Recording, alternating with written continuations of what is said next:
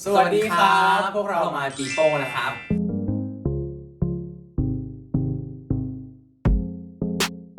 โอ้1 ปีแล้วนะไวเวอร์ครับก็ปอพูดก่อนนะส่วนตัวปอรู้สึกว่าปีหนึ่งที่ผ่านมาเนี่ยคือเหมือนเพิ่งเดือนเดียวอะเพราะปอรู้สึกว่าแบบมันไวไปทุกอย่างไปหมดเลยแล้วก็รู้สึกดีใจครับที่เราเดินทางมาถึงปีหนึ่งแล้วก็อยากให้อยู่ด้วยกันแบบนี้ไป10 ปี20 ปีไปเลยครับก็สำหรับเปิ้ลนะครับก็คือจริงๆเวลาผ่านไป1 ปีอย่างที่บอกว่าถือว่าผ่านไปเร็วมากแต่ว่าในเวลา1 ปีที่มันเร็วเนี่ยมันก็มีเรื่องราวต่างๆนานามากมายทำให้เหมือนกับว่าเฮ้ยเวลามันดูเร็วแต่มันก็ดูนานนึกออกปะเวลามันดูเร็วแล้วมันก็ดูนานใช่เวลามันผ่านไปเร็วแต่ในช่วงเวลาเรารู้สึกว่ามันเหมือนมันนานเพราะว่ามันมีเรื่องราวต่างๆนานามากมายที่ทำให้เราได้เจอกันได้คุยกันได้แกล้งกันแซวกันเล่นกันหรือโปรเจกต์ต่างๆเนี่ยก็มีแบบมากมายก็รู้สึกดีใจครับแล้วก็เหมือนที่บอกเลยว่าอยากให้อยู่กันไปอย่างนี้นะครับต่อไปอีก10 ปี20 ปี30 ปี40 ปีก็คืออยู่ด้วยกันไปยาวๆเลยก็รอ30 ปีมาปีโป้เลยเนาะจนแก่ไปเลยจริงๆ My People ก็เอาจริงตอนแรกเราก็มีการคิดกันนะโหวตกันว่าเฮ้ยอะไรยังไงดีอะไรยังไงดีจนเราก็ไปนั่งคิดว่าเฮ้ยเอาชื่อของคนนี้มาผสมมันก็ดูแบบธรรมดาก็เลยเราก็เลยแบบลองเอาชื่อย่อซิของเปอร์เป็น PE เปอร์ใช่ป่ะอันนี้เป็นปอยเปอร์กับปอยเอายังไงดีเราก็เลยลองเป็น PE กับ PO ด้วยความที่มันมีตัว P เหมือนกันใช่ป่ะครับถ้าเราจะไปเป็นแบบ PP อะไรอย่างเงี้ยมันก็ดูแบบทั่วไปมันจะดูทั่วไปสำหรับเราก็เลยต้องเป็นเราก็เลย PE กับ PO ก็เลยเป็นแบบ PO พอดีก็น่ากินไปเลยใช่มันก็ดูน่ารักแล้วก็ดูมีกิมมิคในความแบบอีกในหนึ่งความปีโป้ก็คือจะเป็นความแบบน่ารักสดใสแล้วก็แบบเข้าถึงได้ทุกคนนี่แหละครับประวัติของ My People คุณใช้คำว่าประวัติเลยเราต้องเรียกว่าอะไรอ่ะที่มารู้สึกยังไงคำถามนี้ก็มีไมค์ด้วยเหรอมีไมค์มาตื่นเต้นเอาปกติที่เราเป็นเนี่ยก็พอรู้สึกว่ารู้สึกดีใจครับคำถามนี้คือมีคนถามบ่อยมากแล้วปอก็จะตอบเหมือนเดิมว่าปอรู้สึกดีใจแล้วก็ดีใจมากๆครับที่ได้ร่วมงานพิเปอร์แล้วก็อยากให้เราได้ร่วมงานกันแบบนี้แล้วปอรู้สึกว่าปอโชคดีมากๆเลยนะที่ปอได้มาเจอพี่ชายคนนี้เพราะว่าก็อย่างที่ปอเคยพูดไปว่าเขาดูแลปอทุกอย่างเขาดูแลปอทุกอย่างเลยครับทุกคนเรารู้สึกว่าแบบเราโชคดีที่เจอให้เขาพูดดีกว่าต่อไม่รู้สึกดีที่ปอโชคดีที่เจอพี่เปอร์นะครับแล้วก็รู้สึกว่าพี่เขาเป็นพี่ชายคนหนึ่งเลยครับถึงแบบว่าจะไม่ใช่พี่ชายจริงแต่ก็แบบอยู่ด้วยกันมาจนแบบรู้สึกว่าเขาช่วยเราเหมือนเขาเป็นพี่ชายเราเลยครับ ก็สมัยก่อนที่เราถ่ายมาเอนจิเนียร์เนี่ยคือพี่เปอร์ก็จะเหมือนแบบเป็นคนนำปอยเพราะว่าปอยเล่นคู่พี่เปอร์อย่างเงี้ยเราว่าคือปอยเพิ่งมาเล่นแบบเล่นหนังใหม่ๆเงี้ยปอยก็ไม่ค่อยรู้เรื่องท่องบทอะไรก็ยังแบบจับทิกอะไรยังไม่ค่อยได้พี่เปอร์จะมาบอกเคล็ดลับว่าแบบว่าต้องทำอย่างนี้นะต้องทำอย่างนี้นะครับประมาณนี้ครับแล้วก็พอถ่ายเสร็จปุ๊บก็มีเรื่องงานออกงานอะไรเงี้ยตอนแรกอะปอยคือแบบไม่เคยออกงานเลยแล้วก็จะแบบตื่นเต้นทำอะไรไม่ถูกก็จะมีพี่เปอร์คอยออกงานเป็นเพื่อนตลอดนะครับแต่หลังๆนี่ก็มีออกงานเองคนเดียวอะไรก็ยังต้องการพี่เปอร์อยู่ครับ เอาจริงในระยะเวลา1 ปีที่ผ่านมาเอาจริงมันก็เกินปีแหละเนาะตั้งแต่ก่อนที่จะแบบรวม My People จนเอาจริงตั้งแต่ช่วงเท้าความก่อนตั้งแต่ก่อนช่วงแรกที่รู้จักน้องยันถึง My People เนี่ยก็คือเป็นเหมือนเป็นช่วงเวลาแบบใช้คำว่าทำความรู้จักแล้วก็ทำความรู้จักกันเริ่มจนแบบสนิทกันแล้วมันก็เลยเกิด My People ขึ้นมาพอเกิด My People ขึ้นมาเนี่ยมันก็ช่วงเวลาหลังจากนั้นมันเหมือนหลังจากที่เราแบบสนิทกันแล้วอย่างเงี้ยมันก็จะทีนี้หลังจากนี้มันก็จะเป็นการแบบทำงานจริงๆช่วยเหลือกันเหมือนที่บอกเลยตั้งแต่ตอนถ่ายซีรีส์อย่างเงี้ยครับก็คือเรารู้ว่าเราต้องเล่นกับน้องตั้งแต่แรกเพราะฉะนั้นพอเริ่มสนิทเนี่ยเราก็พยายามจะคุยกับน้องว่าแบบอะไรยังไงน้องมีอะไรก็คุยกับเราอะไรอย่างเงี้ยครับเพื่อที่พอมันต้องทำงานด้วยกันแล้วพออยู่ด้วยกันเนี่ยมันอย่างที่บอกมันต้องใช้ความเข้าใจใช้เหมือนรู้เขารู้เราอย่างเงี้ยบางทีแบบแค่แบบเฮ้ยบางทีเราไปงานเนี่ยเรามองหน้าน้องเนี่ยเราจะรู้แล้วว่าเฮ้ยน้องทำอะไรไม่ถูกหรือน้องแบบคิดอะไรอยู่อะไรเงี้ยครับมันจะได้แบบหรือช่วยเหลือกันหรือบางทีที่เราแบบเฮ้ยให้น้องแบบช่วยเราหน่อยเนี่ยเรามองหน้าก็จะรู้แล้วคือเหมือนถ้าสังเกตเลยการสัมภาษณ์แรกๆมันจะมีการแบบไม่รู้จะพูดอะไรบ้างหรือบางทีพูดไม่ถูกบางทีจะพูดก็แย่งกันพูดบ้างทั้งคู่เลยก็คือเหมือนกับ อ่ะน้องก็พูดของน้องได้เราก็พูดของเราได้แต่ว่าจังหวะมันยังไม่เข้ากันแต่พอหลังๆเนี่ยจะเห็นได้เลยว่ามันจะสมูทขึ้นพอเรามองปุ๊บเรารู้แหละน้องพูด มันจะบอกว่ารู้ใจมองตาปุ๊บ เอ รู้ใจ อ ครับ มันรู้ใจกันมากขึ้นว่าแบบเนี่ยอันเนี้ยใครจะพูดอันนี้ใครจะพูดอันนี้ใครจะทำอะไรมันเหมือนกับว่าช่วงเวลา1 ปีที่ผ่านมามันเป็นการได้ผูกพันเป็นการสร้างความผูกพันไม่ใช่แค่กับเรา2 คนแต่กับแฟนๆทุกๆคนด้วยก็ ตอนนี้มันก็อยู่กันเป็นเหมือนครอบครัวแล้วเนอะหลายๆคนเราก็รู้แล้วอ๋อแต่ละคนแบบว่า อะไรยังไงนิสัยเป็นยังไงทางแฟนๆหลายๆคนที่แบบมาหาเราบ่อยๆเงี้ยเราเห็นเราก็จะจำได้แล้วว่าอ๋อคนนี้นะชอบแต่งตัวแบบนี้นะแล้วเขาก็แบบว่าเขาชอบแกล้งเราแบบนี้นะอะไรเงี้ยก็คือถือว่าแบบเป็นครอบครัว My People ครับ ห่วงอะไรน้องจริงๆเหมือนเดิมครับ แต่ว่าน้อยลงเพราะว่าเหมือนกับที่เคยบอกน้องตั้งแต่แรกๆว่า เรื่องการวางตัวเรื่องแบบการทำงานหลายๆอย่างอะไรเงี้ยก็เป็นห่วงน้องก็คือจริงๆอ่ะคือน้องเป็นคนเก่งอยู่แล้วที่น้องสามารถมาทำตรงนี้จริง ขอบคุณครับ น้องสามารถมาทำตรงนี้ได้แบบดีมากๆเลยก็คือแบบสิ่งที่เป็นห่วงนอกเหนือจากนั้นก็คือการทำตัวไม่ว่าจะเป็นแบบเรื่องการดูแลตัวเองหรือเรื่องแบบการพักผ่อนการแบบใช้ชีวิตอะไรเงี้ยเหมือนกับก่อนหน้านี้ก็จะมีการคุยกันเรื่องแบบเฮ้ยเนี่ยเราทำงานเป็นยังไงแล้วก็แบบว่าส่วนเรื่องแบบการแบบเก็บเงินนะการบริหารจัดการหรือว่าการแบบบริหารจัดการทั้งเงินทั้งชีวิตเวลาไม่ใช่ชีวิตเวลามันก็จะมีการแบบคุยกันแล้วก็แบบก็รู้สึกก็เป็นห่วงก็พยายามเตือนน้องว่าแบบเนี่ยก็ต้องดูนะเพราะพี่อะแบบบางทีพี่ก็รู้สึกว่าพี่ยังจัดสรรเวลาได้ไม่ดีอะไรเงี้ยเราถ้าเป็นไปได้อย่างเงี้ยเราก็ลองดูว่าแบบเราจะวางเวลาตรงไหนอะไรยังไงไว้เพราะว่าเหมือนน้องเนี่ยต้องเรียนด้วยต้องทำงานด้วยแล้วก็ไหนจะแบบอยู่กับครอบครัวไหนจะแบบต้องพาหมาไปวิ่งเล่นไหนมันมีแอคทิวิตี้ของแต่ละคนแบบเยอะแยะมากมายเพราะฉะนั้นก็คือก็เป็นห่วงน้องอยากให้แบบเรื่องการจัดสรรเวลาเรื่องการเรียนเรื่องการเก็บเงินอะไรอย่างเงี้ยเพราะแบบบางทีแบบเฮ้ยเรารู้ว่าแบบเฮ้ยเราอยากได้เนาะของเราอะไรเงี้ยแต่ว่าบางทีเราก็ต้องแบบอดใจนิดนึงสำหรับแบบทำงานก่อนหรือว่าอาจจะเหมือนที่คุยกับน้องว่าบางทีอาจจะเฮ้ยเราเก็บเงินไว้แบบทำอะไรไหมลงทุนอะไรไหมเพื่อที่แบบเผื่อมันจะได้ต่อยอดไปอีกนะครับ ปอยห่วงอะไรพี่เปอร์หรอคำถามนี้ยากอยู่นะเพราะปอยรู้สึกว่าพี่เปอร์ไม่น่าเป็นห่วงอยู่อย่างหนึ่งก็คือเขาจะเป็นคนที่แบบอารมณ์แบบอาจจะแบบใจร้อนง่ายอะไรเงี้ยครับแต่เรื่องอื่นก็คือแบบไม่มีอะไรให้เป็นห่วงแล้วทุกคนเพราะว่าพี่เปอร์เขาเอาตัวรอดได้ทุกอย่างหมดแล้วครับปอยก็ไม่รู้ว่าจะเป็นห่วงอะไรก็เป็นห่วงแค่เรื่องใจร้อนนี่แหละครับแล้วก็เรื่องขับรถเร็วด้วยอีกเรื่องหนึ่งพี่เปอร์จะเป็นสายแบบสายซิ่งอะทุกคนชอบขับไปขับมาอย่างเงี้ยครับตอนที่ปอยขับรถให้พี่เปอร์แล้วไปส่งพี่เปอร์ที่บ้านใช่ไหมพี่เปอร์จะชอบบอกว่าให้มุดไปแบบเบียดไปอย่างเงี้ยครับทุกคนให้ถึงบ้านไวๆเพราะว่าอยากนอนแล้วครับ ไม่เกี่ยวกับเรื่อง จริงๆก็ แต่คุณเข้าใจป่ะว่าปอยจริงๆปอยก็ขับรถเร็วแต่ถ้าเป็นช่วงที่รถติดปอยจะขับรถช้าซึ่ง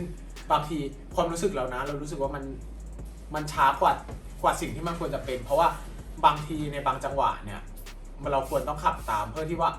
พอรถมันติดใช่ไหมมันก็ช่วยกันขยับมันก็จะไปกันได้เร็วขึ้นแต่พอเราทิ้งช่วงเนี่ยมันก็จะทำให้ช่องว่างมันเยอะรถก็จะยิ่งติด ไม่แต่รถเราเป็นการช่วยโลก ก็ได้ยอมก็ได้ยอม ไม่ก็เหมือนกับไลฟ์สไตล์การขับรถน้องก็จะแบบเรื่อยๆขับเรื่อยๆ ปล่อยมันขับไปเรื่อยๆไม่ได้แบบ บางทีแบบว่า ไปมา มีอยู่2เลนซ้ายกับเลนขวาเลนซ้ายแบบแถวติดยาวไปนู่น10 กิโลเลนขวาไม่มีรถเลยน้องก็จะยังอยู่เลนซ้ายน้องยึดมั่นว่าเลนซ้ายน้องก็จะอ คือยู่ ปอยเป็นคนที่เกียจแบบเข้าไปแทรกเกียจเปลี่ยนเลนเพราะมันต้องแบบไปติ๊กต็อกรอคนอื่นที่เขาให้อย่างเงี้ยก็เลยแบบแช่เลยครับแต่พอพี่เปิ้ลมานั่งปุ๊บก็ไม่ได้ต้องออกซ้ายออกขวาหน่อย ปอยก่อนดีกว่าของปอยเนี่ยจะเป็นเรื่องที่ตอนถ่ายในกองนะครับของปอยก็จะนานมาแล้วพอสมควรก็ช่วงที่ถ่ายในกองเนี่ยก็จะแบบมีช่วงหนึ่งที่ปอยจะเป็นแบบจำบทเป็นฟิกเลยเป็นไดอะล็อกแบบจำมาจากบ้านทำการบ้านมาจากบ้านครับคือแบบเตรียมตัวมาคิดว่าตัวเองเตรียมตัวดีมากแล้วครับแต่ว่าพอมาเล่นจริงแล้วแบบมาคุยพี่เปิ้ลเนี่ยคือก็อยากจะขอบคุณพี่เปิ้ลที่พี่เปิ้ลมาบอกปอยว่ามันไม่จำเป็นต้องแบบไปจำทุกอย่างครับก็แค่จำนิดเดียวแต่เราออกไปเล่นตามธรรมชาติที่ตัวละครตัวนั้นเป็นก็ ถ้าวันนั้นถ้าพี่เปิ้ลไม่บอกปอก็คงยังจะทำเหมือนเดิมครับ ก็คือการท่องบทให้มันแม่นเป๊ะๆแล้วก็ออกไปแสดง แต่พอพี่เปิ้ลพูดปุ๊บปอก็ลองปรับลองเปลี่ยนดูแล้วรู้สึกว่ามันแบบเล่นกับพี่เปิ้ลแล้วมันแบบมันลงตัวมันโอเค ใช่มันมีการรับส่งแล้วมันแบบเฮ้ยเยี่ยมๆหน่อยดิ เขาบอกว่าจริงพูดถูกต้อง โอเคก็นั่นแหละครับประมาณนั้นทุกคน เพราะว่าอย่างที่ปอยบอกไป เชียร์กองเชียร์ อ๋อ สู้ อย่างที่ปอยบอกไปนะครับ ก็คือว่าปอยเป็นคนที่ไม่เคยทำแสดงซีรีส์มาก่อนปอยก็เลยแบบจำบทไปก่อนอะไรอย่างเงี้ยครับแต่พอพี่เปิ้ลมาพูดอย่างเงี้ยก็รู้สึกดีแล้วก็โอเคขึ้นเยอะเลยครับ แล้วก็แบบการแสดงมันคลิกขึ้นครับ ก็อยากจะขอบคุณพี่เปิ้ลตามนี้ครับ ขอบคุณครับ ไม่งั้นเดือนหนาวคงไม่ออกมาแบบดีขนาดนี้ทุกคน ก็ต้องคนนี้ก็มีส่วนนะครับ ไม่จริงมันก็มันเหมือนที่บอกแหละว่าอันนี้เสริมของน้องนะก็คือจริง ๆ แล้วอ่ะตัวละครแต่ละตัวเพื่อเชื่อว่ามันมีเสน่ห์ต่างกัน แล้วพอแต่ละคนเล่นอ่ะเสน่ห์ของตัวละครอ่ะมันก็จะต่างกันออกไป แต่ละคนเล่นมันก็จะไม่เหมือนกัน เพราะฉะนั้นน่ะต้องยอมรับน้องอย่างว่าจริง ๆ ตัวละครเดือนหนาวอ่ะถ้าไม่ใช่ปอยคือจริงๆพอมาเป็นปอยเล่นอ่ะสิ่งที่เราคิดอะเป็นอย่างหนึ่งแต่พอปอยเล่นใช่ปะน้องมีความธรรมชาติแล้วน้องมีความเป็นตัวของตัวเองในการเล่นละครมันทำให้แบบเสน่ห์ต่างๆมันออกมาแล้วบางทีมันเกินที่เราคิดไว้เกินที่เราคาดไว้หลายๆอย่างมันก็เลยเป็นเหมือนเป็นฟิลสดที่ว่าเฮ้ยเล่นกันแย่กันทะเลาะกันเถียงกันในซีรีส์ก็คือแบบมันเลยดูลื่นไหลไปได้อย่างเงี้ยครับ ขอบคุณครับ แล้วก็ส่วนของเปอร์ใช่ไหม ใช่ ที่อยากพูดอะไรกับน้อง ก็ถ้าจะให้พูดหนึ่งเรื่องที่ไม่เคยพูดแล้วก็อยากพูดอยากบอกน้อง ก็คือจริงๆแล้ว ไม่ใช่แค่เรื่องการเป็นห่วงนี่แหละ แต่ว่าไม่ใช่แค่เรื่องการแบบดูแลตัวเองเป็นห่วงตัวเอง แต่ว่าอยากให้แบบเรื่องการดูแลแบบคนรอบข้างซึ่งน้องอาจทำได้ดีอยู่แล้ว แต่เรามีความรู้สึกว่า คือด้วยความที่เราทำมาหลายอย่างเรียนเล่นนู่นนี่นั่นอย่างเงี้ยน้องก็จะมีความแบบว่าสนุกสนานแล้วก็แบบบางทีอาจจะว่า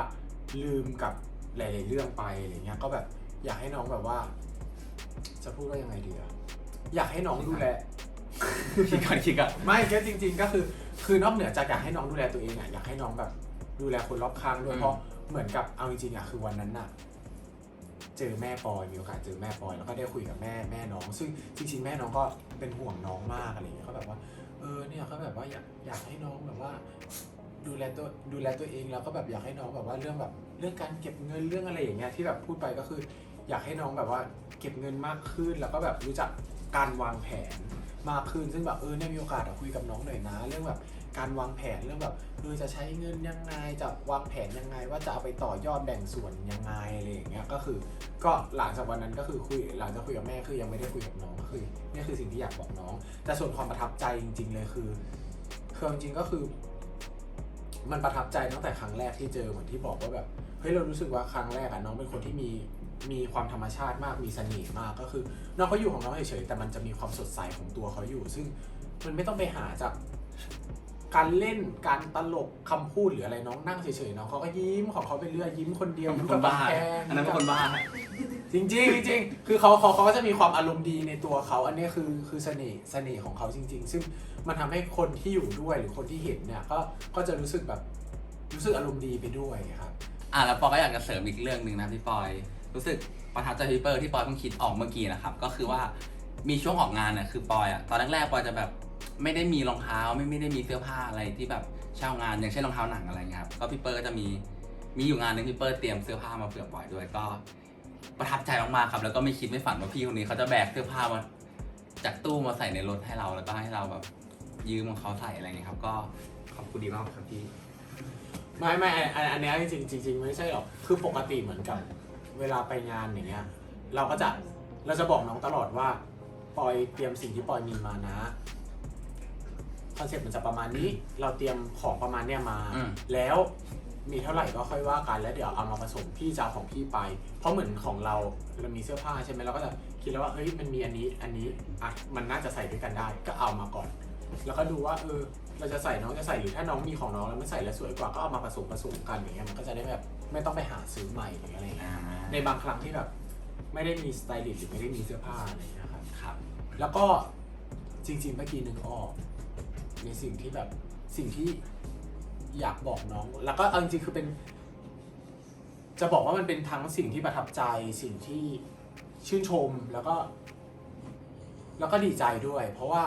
เหมือนกับตลอดเวลาที่ผ่านมา ปีกว่า2 ปี คือเรารู้สึกว่าเฮ้ยหลายๆอย่างอะน้องมีการแบบเปลี่ยนไป ในทางที่ดี อ๋อ เปลี่ยนไปในทางที่ดี ก็คือมีการแบบเฮ้ยในการพัฒนาตัวเองหลายๆอย่างจริงๆในช่วงแบบถ่ายซีรีส์อย่างเงี้ยก็บางทีคนนู้นก็พูดคนนี้ก็พูดบอกน้องว่าเฮ้ยเนี่ยลองทำอย่างนี้ลองทำอย่างนี้ลองทำงานแต่ด้วยความที่แบบมันถ่ายซีรีส์เนาะคือการโฟกัสของเรามันก็จะไปโฟกัสที่การถ่ายโฟกัสที่ตัวละครไปโฟกัสเรื่องอะไรอย่างเงี้ยมันก็จะแบบอาจจะไม่ได้มีเวลาที่จะไปนั่งทำอะไรอย่างเงี้ยมากแต่พอในช่วงหลังที่แบบเรามีการแบบอยู่บ้านมีการได้พักได้อะไรอย่างเงี้ยในบางช่วงเนี่ยเราก็เห็นว่าเฮ้ยน้องมีการแอคทีฟตัวเองมากขึ้นเยอะๆมากๆเลยเช่นแบบเหมือนเรื่องแบบสังเกตว่าช่วงเนี้ยน้องจะลงแบบว่าน้องไปวิ่งน้องออกกำลังกายน้องดูแลตัวเองเรื่องการวางตัวเรื่องการแต่งตัวเรื่องทุกๆอย่างเนี่ยคือน้องเหมือนกับว่าจะบอกว่าเหมือนไม่ใช่แค่หมายถึงเปิร์นะครับหมายถึงสิ่งที่พี่ๆหรือว่าทีมงานทุกคนบอกน้องหรือว่าอะไรน้องเนี่ยน้องพัฒนาขึ้นไปหมดแล้วน้องก็แบบว่าเฮ้ยมันเปลี่ยนไปจริงๆแล้วน้องก็แบบถ้าเรียกง่ายๆเลยคือรวมๆคือน้องแบบมีความแบบโตขึ้น ซึ่งเราจะลองแล้ว จริงๆน้องโต จะลองแล้วนะ ขึ้นน้องดูแบบดูโตขึ้นเยอะเลยตัวโต โอ้ย ไม่ใช่หมายถึงสูง เอา ขึ้ สู น งขึ้น โอเค น้องดูมีความแบบเป็นผู้ใหญ่ขึ้นแต่ความน่ารักหรือว่าความแบบรอยยิ้มของเขาอย่างเงี้ยมันก็จะอยู่อย่างเงี้ยแหละ แต่แค่เขามีเป็นพาร์ทที่แบบดูโตขึ้นดูแบบว่ามีแบบความลึกซับซ้อนมากขึ้น ความลึกซับซ้อนเหรอ มีความน่าค้นหามากขึ้น เอ้ย ลองมาค้นไหมล่ะ เอ้ย นี่คือสิ่งที่อยากบอกจริง ซึ้งอะนะ ๆเฮ้ย ยิ้มดีใจ อ่ะฮะ พี่เปิ้ลไม่ค่อยชม เกือบจะร้องไห้เลยกัน พี่เปิ้ลไม่ คือ ค่อ จ ยชม ริงๆอ่ะเคยพูดอยู่แต่ว่าแค่ไม่เคยพูดกับน้อง ใช่ใช่พูดกับทีมงานบ่อย อ๋อ พูดถึงกันไว้ ใช่ทีมงานว่ามันโตขึ้นนะอย่างนี้ ครับ ใครก่อน ก็คือตลอดระยะเวลาเลยเอาจริงๆตั้งแต่บางคนอ่ะก็ตั้งแต่ก่อนมาเป็น My People ตั้งแต่ก่อนอะไรที่แบบตามเราจนพยายามแบบว่าเฮ้ยสร้างบ้านติดแท็กตั้งแต่แรกๆเลยจนแบบว่าเฮ้ยมีบ้าน My People ขึ้นมาเพื่อเป็นศูนย์รวมของแบบของแฟนๆของเราเนาะของครอบครัวของเราเพราะฉะนั้นคือจะบอกว่ารู้สึกดีใจจริงๆที่กว่าจะมาเป็นทุกวันเนี่ยเฮ้ยเราผ่านโมเมนต์หลายๆอย่างมาด้วยกันมีความทั้งสนุกทั้งตลกทั้งจิ้นฟินหรือเย้าแย่หรือแกล้งกันหรือว่าแม้แต่เป็นมุมที่แบบให้กำลังใจกันอย่างเงี้ย ก็ยังอยู่เสมอคือไม่ใช่แค่แบบเฮ้ยช่วงที่เราเศร้าอย่างเงี้ยเขาก็อยู่กับเราเขาก็ยังให้กำลังใจเรา หรือในหลาย ๆ ครั้งที่เขาแบบเขาเศร้าเขาต้องการกำลังใจแล้วเราสามารถให้กำลังใจเขาได้ในหลาย ๆ ครั้งเราก็แบบเฮ้ยเป็นกำลังใจให้เสมอแล้วเราก็แบบเอาจริงไม่ใช่แค่เขาติดตามเราอะในหลาย ๆ ครั้งที่เราเห็นเนี่ยเราก็ติดตามเขานะเพราะแบบเฮ้ย แอบส่องอยู่นะ ใช่ว่าแบบเฮ้ยแต่ละคนเขาเป็นยังไงเขาทำอะไรอยู่เขาแบบเขาแฮปปี้ไหมบางคนแบบอยากตั้งใจเรียนอยากจะเข้าอันนี้นะพี่เป็นกำลังใจให้หนูนะอะไรนะแต่ในหลายๆครั้งเราก็เข้าไปโดยแบบความแบบเงามืดที่แบบว่าเราไม่ได้ไปบอกเขาอะไรเงี้ยก็คืออยากให้อยู่กันอย่างนี้ต่อไปยาวๆเพราะว่าพอเป็นครอบครัวอย่างเงี้ยเราก็มีความผูกพันกันมากขึ้น ในปีต่อๆไปมันก็จะมีความผูกพันและความสนิทกันมากขึ้น แล้วก็อยากให้เป็นครอบครัวที่ใหญ่ขึ้นไปเรื่อยๆนะครับ ครับ ก็ส่วนตัวปอยนะครับปอยก็อยากจะขอบคุณอันดับแรกเลยขอบคุณทุกคนก่อนนะครับที่ดูแลและเอ็นดูพวกเรา2 คนนะครับก็ตั้งแต่วันแรกนะที่มีมาบิโป้ขึ้นมาปอยรู้สึกว่ามันเป็นครอบครัวที่ใหญ่ขึ้นเริ่มใหญ่ขึ้นนะครับแล้วก็ทุกคนคอยซัพพอร์ตพวกเรามาตลอดเลยไม่ว่าเราจะมีงานไหนทุกคนก็จะตามไปหาเราตามไปเชียร์เราให้กำลังใจเราตลอดปอยก็อยากจะขอบคุณทุกคนจริงๆนะครับที่ไม่ทิ้งพวกเราแล้วก็เอ็นดูพวกเราเสมอมานะครับแล้วก็อนาคตเนี่ยปอยก็คิดว่าถ้าครอบครัวมันใหญ่ขึ้นอะไรก็มีความสุขคงจะดีนะครับแล้วก็ ปอยสัญญานะครับว่าครอบครัวเราใหญ่ขึ้นเนี่ยพวกเรา2คนก็จะเหมือนเดิม ใช่ เป็นเด็กที่น่ารักแบบนี้เหมือนเดิมนะครับแล้วก็อยากให้ทุกคนเนี่ยคอยให้กำลังใจแล้วก็ติดตามพวกเราไปเรื่อยๆนะครับไม่ว่าจะ5 ปี10 ปีนะครับ ใช่ ก็คือขอบคุณจริงๆครับ ขอบคุณทุกกำลังใจทุกแรงเชียร์ทุกสิ่ง มันก็ ที่ อยาก ส่งมา อยากจะบอกแบบว่าแบบคนที่พิมพ์ในทวิตมาหรือว่าแท็กในสตอรี่ไอจีมาเนี่ยพวกเราก็ดูกันตลอดนะครับ ใช่ แต่แค่บางคนก็แบบแค่เข้าไปดู แต่บางคนก็อาจจะมีไปกดไลค์นิดนึง กดไลค์หรือไม่ตอบบ้าง ใช่ ก็คืออันนี้ก็เป็นการแบบใช้คำว่าสุ่ม พยายามจะเข้าไปตอบหรือเข้าไปอ่าน ให้ได้มากที่สุดเท่าที่ แต่ส่วนมาก จะทำ คือเราเห็นกันหมดเลยนะ ใช่แต่ขอบคุณจริงๆ ขอบคุณทุกคอมเมนต์ขอบคุณทุกคนที่กดไลค์ขอบคุณทุกคนที่ follow ขอบคุณทุกคนที่เมนชั่นถึงหรือว่าส่งข้อความถึง คือดีใจจริงๆ แล้วก็ขอบคุณมากๆที่ทุกอย่างที่ซัพพอร์ตเลยไม่ว่าจะแบบเฮ้ยบางทีจะไปไหนจะไปอะไรยังไงจะพยายามส่งของกินมาให้ส่งของใช้มาให้ แม้แต่ยา แม้แต่ทิชชู่เปียกที่เอาไว้แบบเช็ดพวกแอลกอฮอล์อะไรเงี้ยก็คือพยายามส่งมาให้เหมือนกับ